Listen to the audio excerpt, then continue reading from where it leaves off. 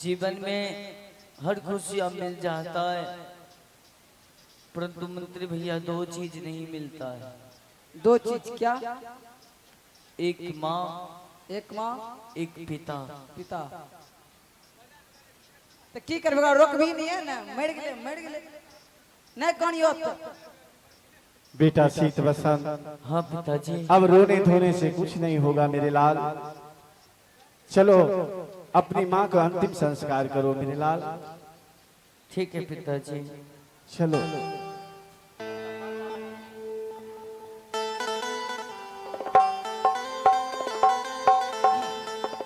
भमरवा के तो हरा शरण जाए, भमरवा के तो हरा शरण जाए, के तो हरा शरण जाए रे भमरवा, के तो हरा शरण जाए भमरवा, के तो हरा शरण जाए भमरवा, के तो हरा शरण जाए।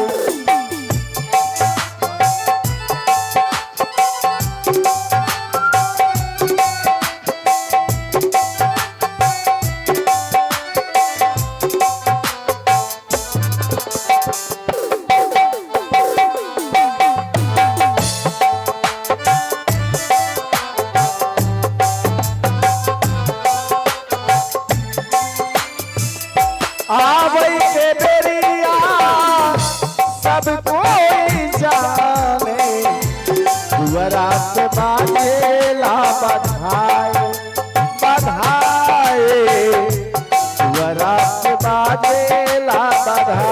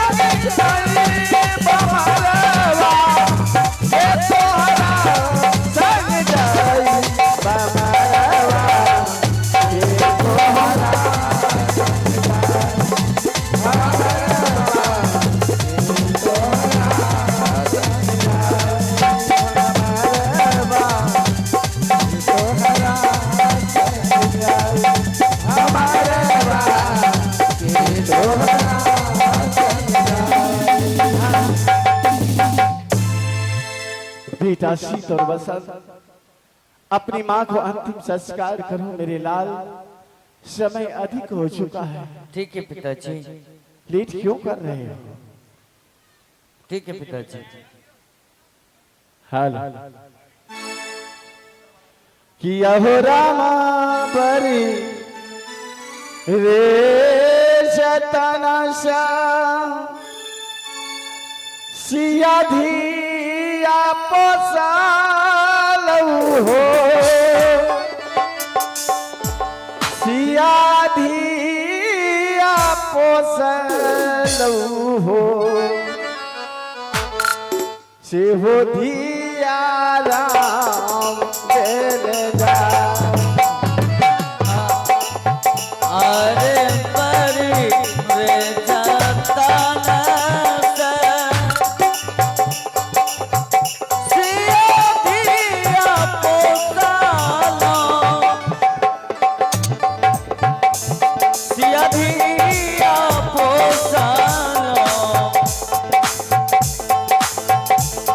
रे जाता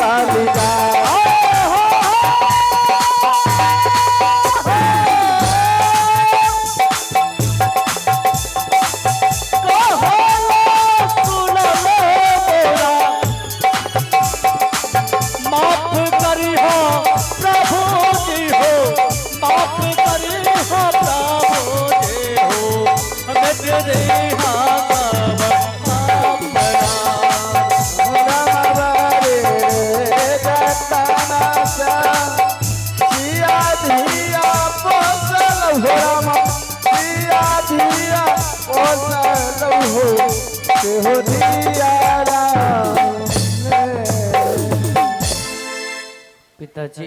बेटा शीत बसत क्यों रो रहे हो रे? पिताजी, हाँ हम दोनों भाई का माँ इस संसार को छोड़ करके चले गई। ये बताइए, हम लोग रोएंगे नहीं, फिर हम लोग हंसेंगे? बेटा, क्या तुम दोनों भाई को रोने से तुम्हारी माँ वापस आ जाएगी? नहीं ना? माँ तो वापस नहीं आएगी पिताजी। तो बेटा क्यों रोते हो? अगर तुम दोनों भाई जब रोते हो तो मुझे भी रोना आ जाता है रे। पिताजी, करो हाँ। तो क्या करो, माँ की याद बहुत आ रही है पिताजी। बेटा शीतल वसंत, आज मैं इसी शमशान घाट में तुम दोनों भाई को वचन देता हूँ कि मैं तुम दोनों भाई को, माता और पिता को, दोनों को प्यार दूंगा। कभी नहीं ये महसूस करने के लिए दूंगा कि तुम्हारी माँ इस दुनिया संसार सागर में नहीं है। हाँ, आज से माता पिता का प्यार मैं दूंगा। जिस प्रकार से तुम्हारी माँ अपने गोद में बैठाकर दूध पिलाकर तुम्हें गुरु पाठशाला भेजता था, उसी प्रकार से तुम दोनों भाई को मैं अपने गोद में बैठाकर दूध पिलाकर गुरु पाठशाला भेजूंगा रे। और तुम दोनों भाई इस मालिकपुर शहर में जहां जहां पांव रखोगे वहां वहां मैं अपना दिल रख दूंगा। कभी भी तुम दोनों भाई को आंख में आंसू नहीं आने दूंगा। हाँ मेरे बेटे। ठीक है पिताजी, अब हम लोग चलो मेरे लाल अपने महल चलते हैं। हेलो।